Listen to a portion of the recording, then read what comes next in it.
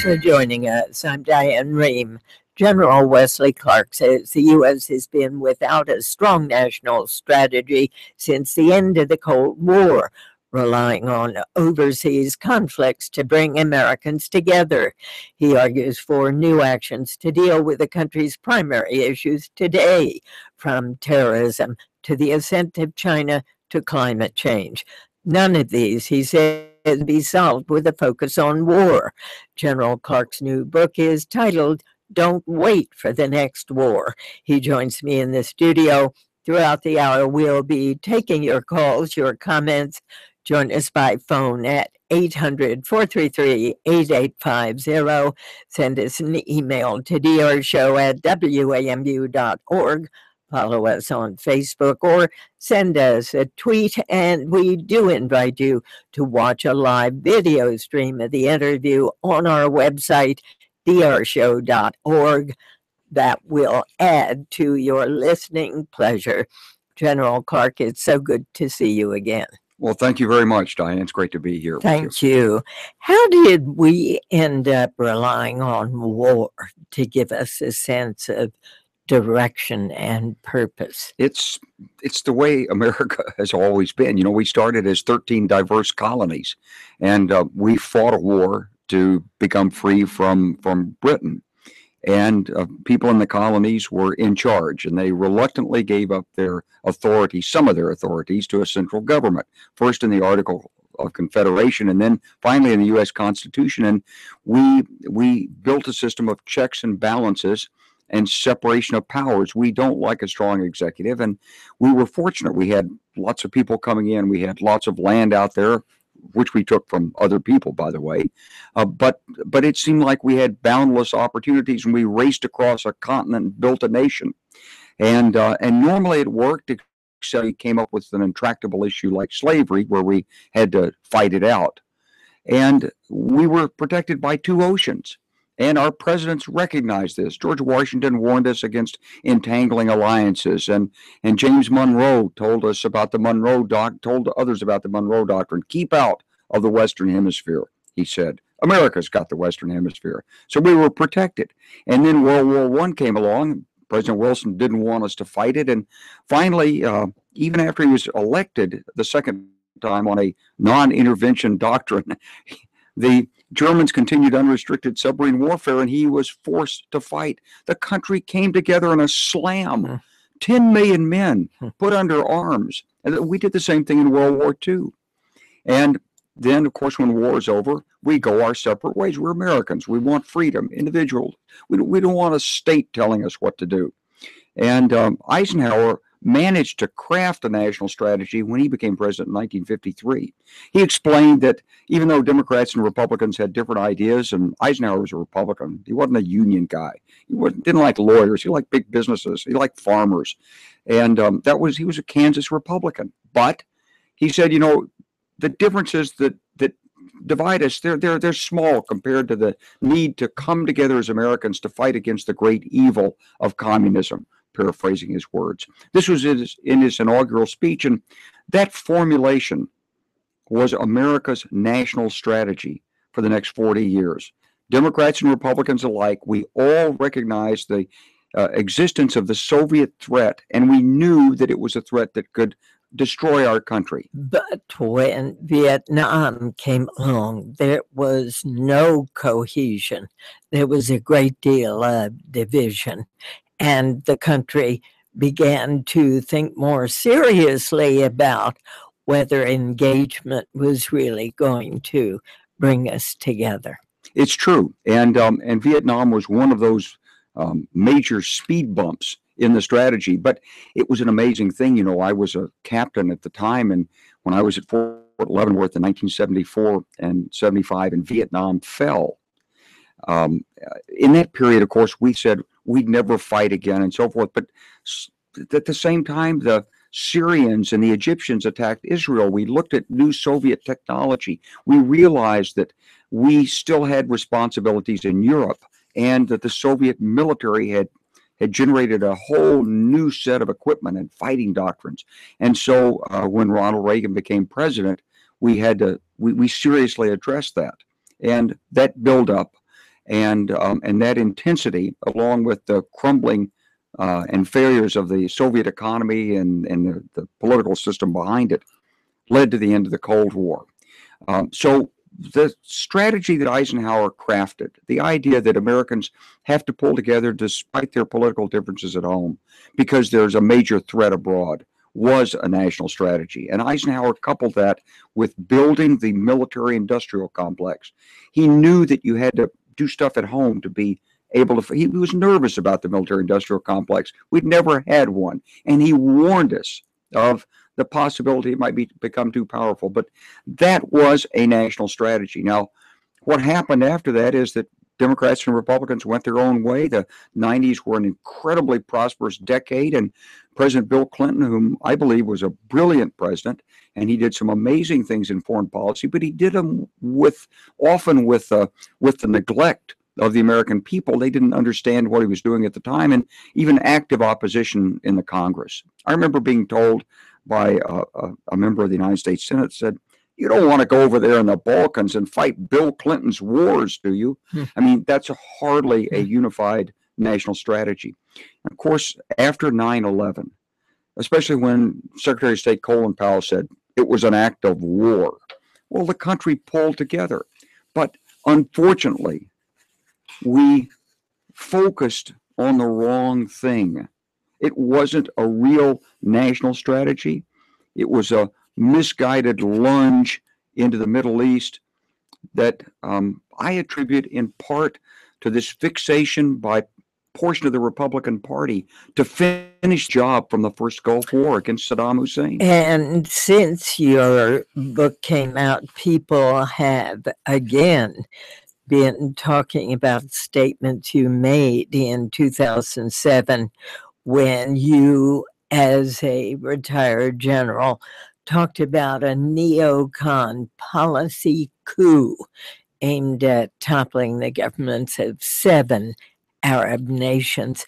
Do you still believe that that policy coup really took over and directed the country? Well, I don't know if it took over and directed the country, but I do know there was discussion of it inside the government, and it never really reached the American people. I remember testifying in front of the Congress, in front of the Armed Services Committee with General Shali Kashvili and a couple of other retired generals in the fall of 2002 about the resolution for the Gulf War. And I had been warned by people inside the Pentagon about the thinking. And I looked at the draft resolution that had been proposed, and it said the United States was authorized to use force in the region, undefined. I talked to Senator Warner at the break. I said, "Senator, you can't," I didn't say this in the hearing because I was trying to be, a respectful, retired military officer. And I wasn't, in politics at the time. I wasn't a member of a party or anything. And I certainly wasn't thinking about running for office. But I did say to Senator Warner, I said, "Senator, you can't let this resolution be so broad. It authorizes military action everywhere." Well, and he changed it, by the way, Diane. I know he did. You talked about the aim of this so-called plot, which was to destabilize these 7 countries in the Middle East. And that took you back to a conversation you had with Paul Wolfowitz back in 2001. Tell me about that conversation. Right. It was actually 1991, even earlier. 1991. It was right after the Gulf War, and I'd been the commander at the Army's National Training Center, so I didn't get to go to the war, but I had to come to Washington for some meetings, and I had been in the Pentagon. It was a Friday afternoon, one of these beautiful May Friday afternoons, sunny and warm, and I was out of the meetings, and I went by to see General Powell and say hello to him, and that was about 5 minutes, and then I thought, well, Secretary Wolfowitz was out with us at the National Training Center. He said to come see him if I got to the Pentagon. Maybe he's available. We called up, and Scooter Libby came to the door and said, "Yeah, the secretary will see you." I came back in, and I talked to Undersecretary Wolfowitz, and I said, "You got to be really proud about how the troops did." He said, "Yeah," he said, but The problem is, he said, we didn't get rid of Saddam Hussein. He said President Bush says that that his own people will get rid of him. And at the time, there was a Shiite rebellion in southern Iraq. But Secretary Wolfowitz said, but I doubt it. He said, but we did learn one thing. He said, we learned that we can use military force with impunity, that the Soviets won't stop us. And he said, he's musing and thinking out loud maybe. He said, we got 5 or 10 years to clean up these old Soviet surrogate states like Iraq and Syria before the next big superpower comes along. Well, it was a Friday afternoon, and this was a big idea. I mean, I grew up in an army that we said the success of our military is we don't have to fight. And here was a man saying we might fight and do it as a strategy. I said, what do you mean use military force? He said, well, if it's necessary. I said, well, you say only 5 or 10 years? I mean, he said, well, it could be more than that. I said, but who's the next superpower? Is it China? He said, it could be, don't know. And then the conversation sort of drifted off. And I left there struck by this was a strategist speaking. This was a new approach to American policy. General Wesley Clark, his new book is titled, Don't Wait for the Next War. We're going to take a short break here. Don't forget you can see our conversation by going to drshow.org. We'll be right back.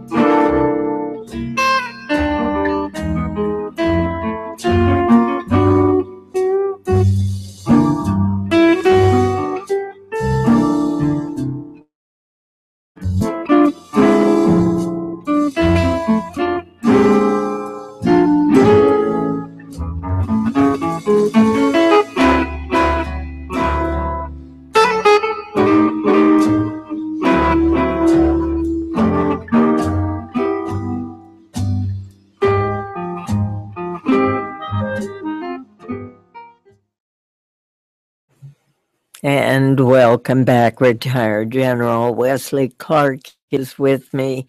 He has a brand new book. Pardon me. It's called Don't Wait for the Next War. He is, of course, a retired 4-star general in the U.S. Army, former NATO Supreme Allied Commander.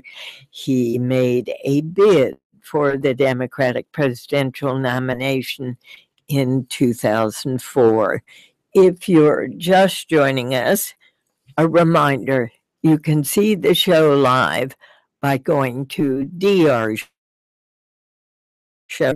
You can join us with your questions, comments, 800-433-8850. You talk about 5 major problems that we need to be focused on right now: terrorism, cybersecurity, financial system stability, the ascent of China, and climate change. Right now, we have airstrikes going on in Iraq and in Syria. We have some allied Arabs going with us. We are once again focused on war and not on the issues you regard as important. What do you think of this strategy? Well, I think that the American people really want to. They want to understand the big picture, And ever since 2001, we've been narrowly focused on the Middle East. That's why President Obama tried to execute a pivot in foreign policy in 2011 and say, look, there's so much going on in Asia. We have to pay attention to Asia. But it never really got traction. And there was a little too much military in it. In reality, what we need is a national strategy that helps Americans understand the direction the country's moving in. You know, in poll after poll, Americans always say, the country's going in the wrong direction, but no one ever can quite fix it. You don't know whether the wrong direction is too much focus on Kim Kardashian or too much focus on the Middle East and not enough wages or too much. I mean, we don't know. It's not articulated. But what's clear is that there are these 5 issues, and they're dragging at America. They're long-term issues. You can't fix them by buying an aircraft carrier, sending a diplomat abroad, or something like this. They're public and private. They're international. They're long-term. They're going to continue past the incumbency of President Obama and the next president. And I understand we will talk more about that, but I'd still be interested in your understanding and your evaluation of the president's strategy now. Well, I think we haven't seen the whole strategy, but I think there are exactly right. Obviously, we should use the power we have to combat terrorism, and we're very effective at using air power. Now, everyone says that you've got to have boots on the ground. It's true, but what they don't tell you is the boots on the ground are a necessary but not sufficient condition for success.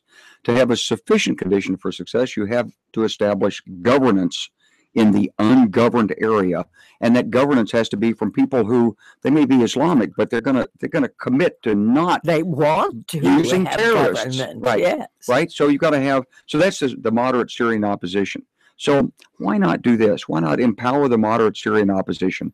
Tell them to get in there in northern Syria, around Aleppo, stake out a free Syria, put the armed forces and the various groups that are fighting under their leadership, give them the temporary air cover they need to survive, let the Turks, while we're building our armed forces, we'll invite Turkey to come in on the condition that when we're done, you all leave. This is Syria, not Turkey, and work through these issues that way. I think that's the strategy we'll probably end up with, but it's a long, difficult road to get there. And if you take a snapshot every day, it may look like ISIS is winning, but ISIS is not going to win this. The coalition will be much stronger. And what Gaddafi found, what Putin's finding when he messes with the West, is we may be slow to get started, but once the grip is on, it doesn't relax. Do you think that the president's strategy early on not to arm those Syrian rebels was the right strategy? Well, I think there was a problem early on, because when the war started in Syria, it wasn't like a political movement that then took up arms and had a leader and some defined political objectives. It was an inchoate rebellion against Bashar Assad. And so there were many different groups fighting for many different reasons, and it was difficult to give the money and resources to a political leadership that had some goals and had the promise of governing if Bashar Assad was replaced. And you didn't just want to dump the weapons in to these armed groups because you didn't know what they stood for. So it was a dilemma. And I wasn't there on the inside. I can't tell you how much effort went into it. I have met with the Syrian opposition. When I first met with them over a year ago, I challenged them. I said, can you govern? They said, oh, yeah, we've been through classes, we've worked. I said, well, what are you doing in London and Paris and Chicago and Washington? Get into Syria. But, they didn't quite. I said, do you understand that President Izetbegovic would never have retained Bosnia had he not stayed in Sarajevo and taken the personal risks as leader? If President Izetbegovic in the 1990s had gone to Syria and said, hey, we want you Americans to bomb those Serbs in Bosnia so I can have my country back, we wouldn't have done it. So, but isn't the problem now identifying precisely who the Syrian rebels are in order to be able to assist them. Sure, but the way you have to do this is not only at the bottom, but at the top. So you've got to know who the Syrian political leaders are. Do you think you know exactly who they are? I know the ones I've met with, and our State Department does, and we've vetted them, but they're not all that strongly connected to all the fighting forces. So you have to give them the wherewithal, and they have to be capable of taking that to coalesce the movement around them, and they have power over these fighters, and they can control them. And they're the ones that have to direct. And when they find the extremists, they've got to cut them off. Ultimately, do you believe that beyond the current, 600 or 2,000 advisory forces on the ground, do you believe U.S. military forces will be there? Well, I hope we won't be, because one of the things we showed is that our ability to destroy an enemy is virtually unlimited, but our ability to put in a government and resolve disputes and hatreds and factions, it goes back centuries, in this part of the world is very, very limited. We don't have enough people that speak the language. We're not culturally sympathetic to it. They're not sympathetic to us culturally. We're looked on as infidels. We can't really, the way we did, let's say, in post-World War II Germany or Japan, and it's just a different, it's a different civilization. They have to do the hard work of nation building themselves. Do you believe that nation building in this country that is strategizing to bring the country together depends on the leadership of the president? Well, certainly. I mean, the president sets the tone And gives the do message. you believe that Barack Obama has thus far been unable to do that? Well, I don't believe that able to do it. I think if you were inside the White House and you felt it, you would see that you're barraged by people asking you to do things. It's not like you've turned off and you're not in charge. You're saying yes to this, no to that, maybe this, postpone this, let's see, make that happen, give me more information. But people are accusing him of being disconnected, of not paying enough attention. Sure. You don't believe that? I'm not in there, Diane, and that's a personal charge. I can't make it. But here's what I can say about this. I think there's a strategy that the United States has to follow in world affairs. And I think we have to be very careful in this time of many distractions to follow this. That strategy is this. We've got to strengthen the relationship with Europe. If you look long term out in the future, our challenge to the world as we know it, international law, the United Nations, the ability to have contracts that work across boundaries, the economy itself, is dependent on the web of organizations that we strengthened and in some cases created after World War II. As China grows and becomes more powerful, it has to become, along with us, a protector and a developer, an enhancer of this structure. If it decides to go its own way, the traditional Chinese way, which says China is the center of the world, you people can come in here and pay homage to the emperor if you choose, make sure you bring good gifts, and then be gone. If they take that view, and they're much more powerful than we are, it could be very damaging to everybody. Considering what's happened in Hong Kong over the last few weeks, to what extent or which role is China playing now? Well, they're not going the way that we had hoped in the early 1990s. We saw a flash of this at Tiananmen Square in 1989. We recognized, hey, they look like they're going toward a modern economy, and they should be going toward democracy, but they can't tolerate dissent. They can't tolerate the challenge to the authority of the Communist Party. We hoped during the 1990s, when we opened up the world economy to them and they joined the World Trade Organization, that there would be some amelioration of these harsh Chinese policies. We hoped that they would feel more secure, but at least so far, they don't. You ran for president in 2004. Do you intend to run again? No. You're sure? Yeah, I'm quite sure. You have no intention whatsoever. No intention whatsoever. Would you, if Hillary Clinton decides to run, will you support her? Yes. She is your candidate. She is my candidate, yeah. Nobody else out there on the Democratic side that you would support. Well, and let me explain. First of all, I've known Hillary for over 30 years. I've watched her growth. I've admired her from a distance. She was a remarkable lawyer in private practice in Little Rock. I live there now. I talk to people who worked with her. They'll tell you she was smart. She was absolutely determined on her cases. She saw deeply in. She's extremely effective in dealing with small groups. She's a leader. She's fearless in speaking out. And I watched her as First Lady, Senator, Secretary of State. I think there's never been anybody quite so experienced and capable who would stand for the office of President of the United States. I hope she'll run. And you're listening to the Diane Rehm show.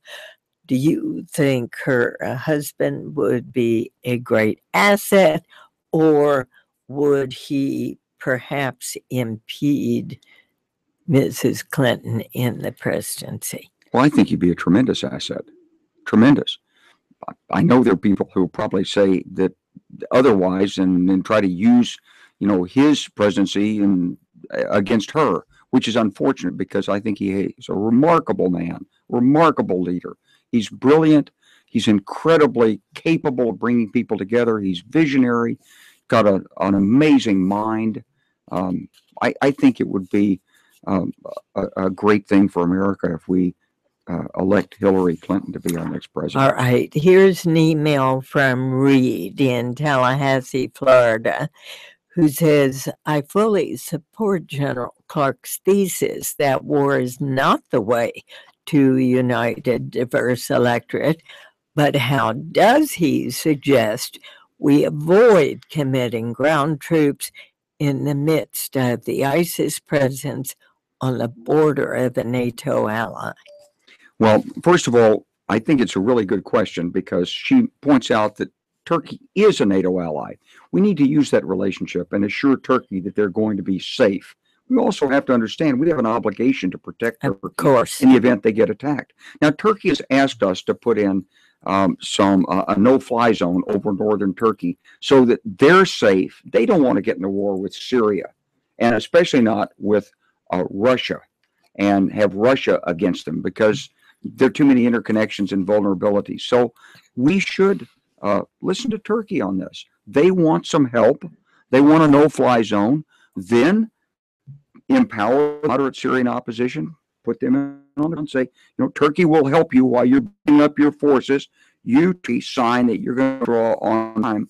And let's give the moderate Syrian opposition a chance to produce a real alternative to Bashar al-Assad. Because if we put our own troops in there, what's going to happen is that Assad's forces are going to grow in power. They're going to take advantage of our presence to attack their opponents. And ultimately, we'll be turning Syria back over to Bashar al-Assad. That's precisely what the United States has said we don't want to do.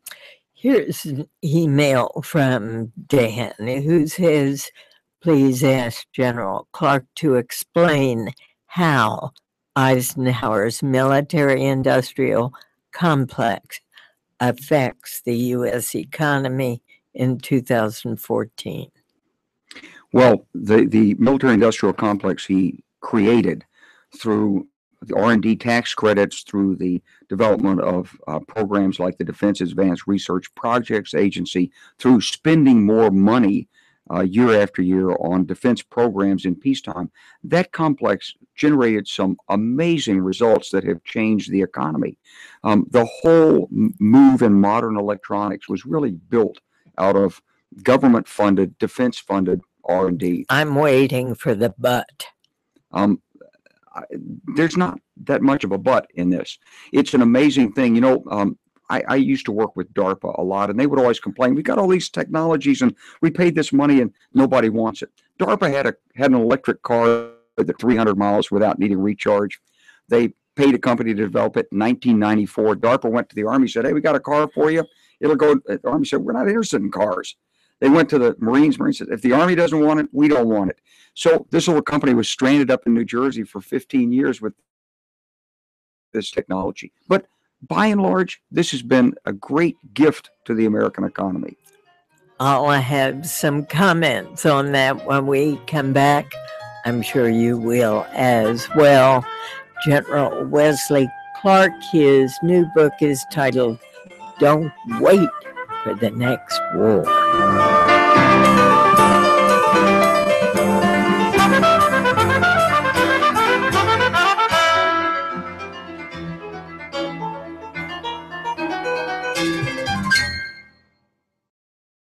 National broadcast of the Diane Rehm Show is made possible in part by Lumosity.com. Personalized brain training developed by neuroscientists to challenge memory and problem solving through games. Lumosity.com.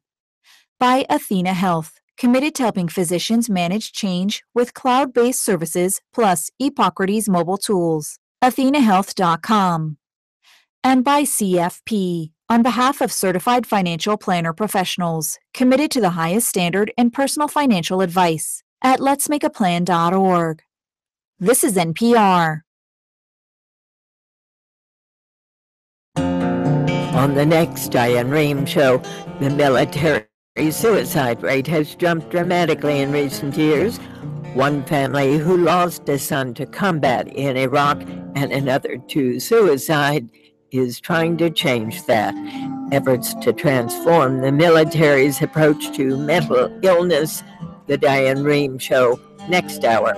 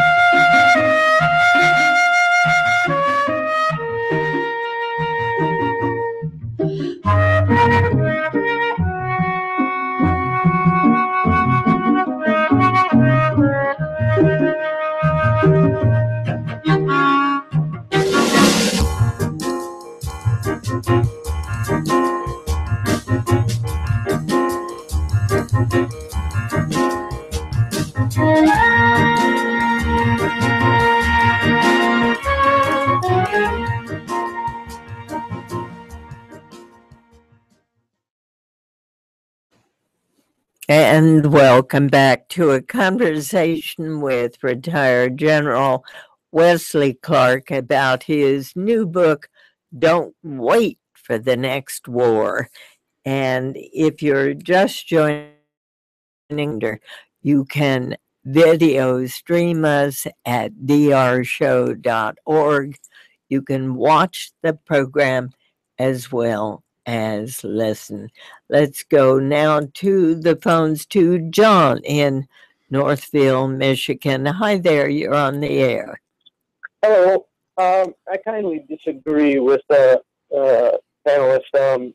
You mentioned earlier that why not train the moderate rebels? Because it doesn't work. That's what we tried to do to begin with. And when Mr. McCain went down to help fund and train the rebels, you had some that became extremists, just like in Afghanistan in the 80s. We trained them to fight the Cold War, our war, and it backfired on us in 2000 or 99. So this training of the rebels, I'm very against it, because you've got people who aren't even Syrian who are with the moderate rebels. What business do they have being there? Well, I agree with you. We failed in Afghanistan in part because we only trained people to fight. We didn't think about what happened after they won. We didn't look at the end state we wanted and work toward it. The same is what I'm trying to point out we need to be doing in Syria. It's not about simply killing ISIS. We've got to reestablish governance in the area.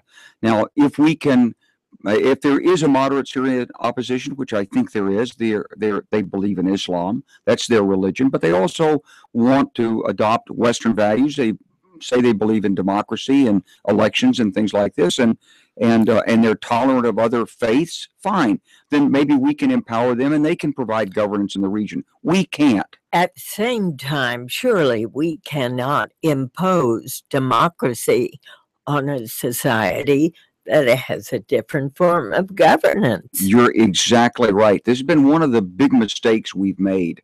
You know, we started in using human rights as a rallying cry during the Cold War. And after the 1975 Helsinki Accord, it was very effective. And the dissidents in Eastern Europe, they brought down communism using the Helsinki Agreement, and the contradictions between that and what was actually going on the ground. Apply it to the Middle East, doesn't work. All right, let's go to Pat in Chichester, New Hampshire. You're on the air. I served under General Clark during Kosovo as a fighter pilot. Thank you. Thank you very much. Thank you. It was very apparent at that time that you had political ambitions as well. I'm wondering, you talked a lot about, General, about things you thought about current policies and later on. My question is, why general officers, we're not asking you to be insubordinate, but why general officers appear very reluctant to ask the hard questions and take the controversial positions until after they retire? The impression it gives the troops is that you are much more interested in your current career and your future political ambitions than you are in making the things right, both for the troops and for the nation. That's really interesting. It's a great question. Yeah. And well, first of all, I've seen a lot of people who will speak out strongly in uniform. Often you don't know about it, because when you're a leader and you give your opinion and the boss says, I've heard you, but this is my decision, your job is to implement faithfully and loyally his decision, not to go to the troops and say, hey, I don't really believe in this, but we're going to attack the hill anyway. Do you? So you're put in a difficult position. But Diane, I just want to answer this, but you have to reach your own balance as to, when it becomes that significant that you're so convinced that it's wrong, then you have to stand up and do it. Look, when I was in Kosovo, and I don't know what your comments is about my political ambitions, and that we can talk offline, and I hope you'll give me a chance to talk to you about that offline. But I was trying to do what the President of the United States told me to do. He put his arm on my shoulder at the 1998 Commanders Conference, and he said, Wes, you'll take care of the Kosovars, right? This was September of 98. I said, yes, Mr. President. That was my duty as a NATO commander.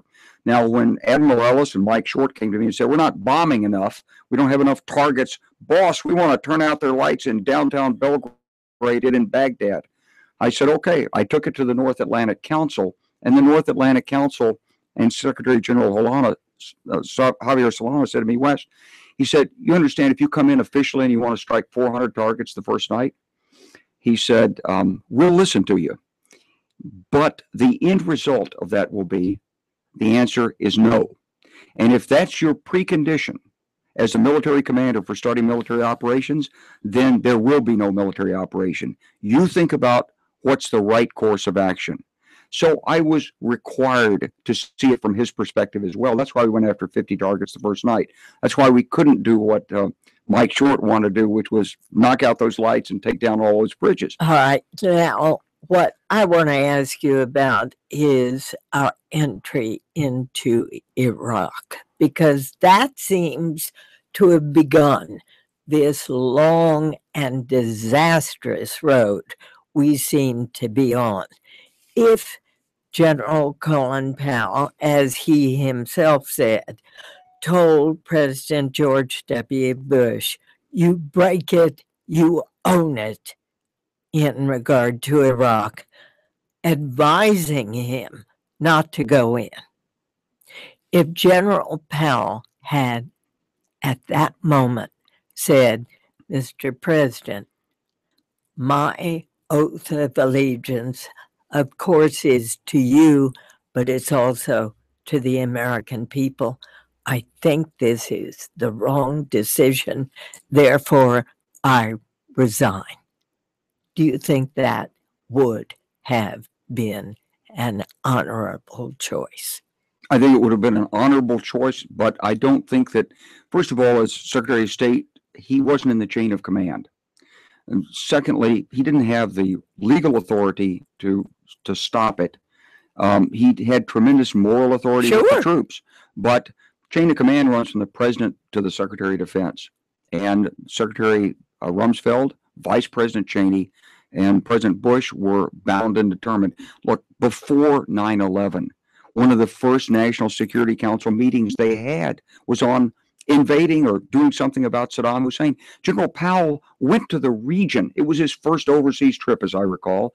He came back and he said, we need to have smart sanctions. The sanctions program's not working exactly the way it could against Saddam Hussein, but we can make it more precise and more effective, and we can tighten it up. And he was sort of blown off. And they were like, no, we're not that interested in sanctions. We're looking for other things to do. And then, of course, 9/11, on the day of 9/11, Secretary Rumsfeld reportedly sent a note to the White House saying, isn't this what we need to go after Saddam? Wow. Yeah. But you don't think that General Powell's resignation as Secretary of State, would that not have alerted the American people that something was wrong? Certainly it would have alerted the American people. And it would have created a huge stir in Washington. But for all the people that supported him, others would have, probably felt the other way. There was a split in the Republican Party, as I relate, going back into the early 1990s. And there were always those in the Republican Party who said, well, Cohen's a great guy, but. And there were always those who took a much harder line, can't trust the Soviets, you can't trust this, you got to use force, you can't do these things. There was a split. And General Powell, he made the best decision by his own reasoning, by his own lights. He's taken responsibility for it. His support meant a lot to the administration. Of course. But his objections to it and his public resignation probably wouldn't have derailed it. All right, let's go to Laura in Bay Village, Ohio. You're on the air. I remember General Clark when, correct me if I'm wrong, you and Dennis Kucinich were the only two potential nominees who objected to going into Iraq. I think that's probably true. I tried to testify against it in a respectful way.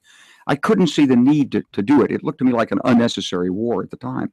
I absolutely lauded you, and I wanted you to be our president, and I often think of how differently things would have been had you been. And now the question I'd like to ask you is, even on a local level, many of us who are not Muslim, we feel an enormous hostility. We don't know from looking at people, of course, whether they're Sunni or Shiite or even some other branch of the religion, but whenever and where we do feel a hostility. Well, in our lifetime, do you think there's any way to eradicate this? Well, I think that Islam has to, and Muslims have to sort out their own religion. We can't do that for them. And, this is a schism in Islam that goes back back to the 7th century. But more than that, it's been exacerbated by Islam's confrontation and collision with the West. They believe that Muhammad was the last prophet. He had God's word. He told them how to live on earth. They conquered most of the known world, and within 100 years after Muhammad's death, and it seemed like, God was empowering them. And 300 years ago, here came the barbarians from the West, the infidels, and we were stronger, richer, more technologically advanced. How could God allow this to happen? And Islam has been struggling with that question for 3 centuries. Here's an email from Cynthia. It's a question about your support for Hillary Clinton. She says, Hillary Clinton has been one of the most pro-interventionist secretaries of state we've had. It would seem a Clinton presidency would be a continued focus on foreign policy with wars of choice and meddling from Libya to Ukraine with disastrous results in both places. Well, I do think that Hillary, a very strong leader. I think she has a very robust view of what American capabilities and responsibilities are. But I think to characterize her that way would be unfair to the record. She did a lot of things as Secretary of State to raise the stature of economic diplomacy. We got talking seriously about energy development. So, and we've been trying to encourage the Europeans to be less dependent on Russian energy. Ever since she became Secretary of State, we have an Assistant Secretary of State who works energy policies and things like this.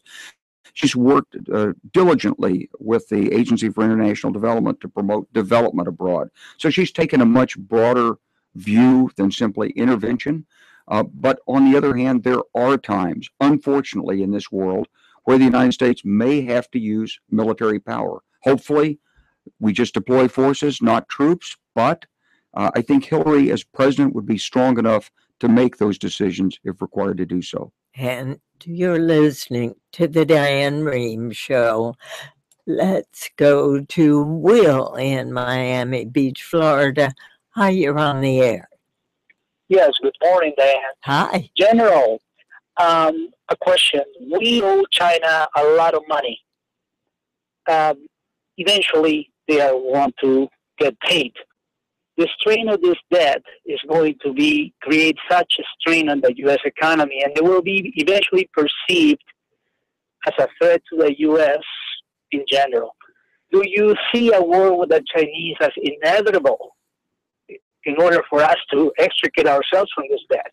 No, I don't see a war with China as inevitable. I think we have to work with China to help it understand that its interests can be largely synergistic and coincident with our own in a modern world.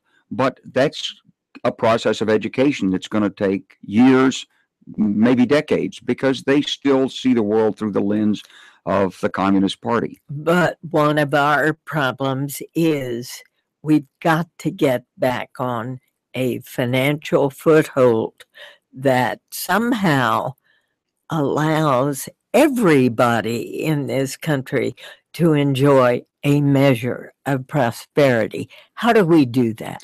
Well, I think you've got to follow Warren Buffett's guidance. He says invest in a company that has the wind in its sails in the right sector. But suppose you don't have monies to invest. No, but as America, we do.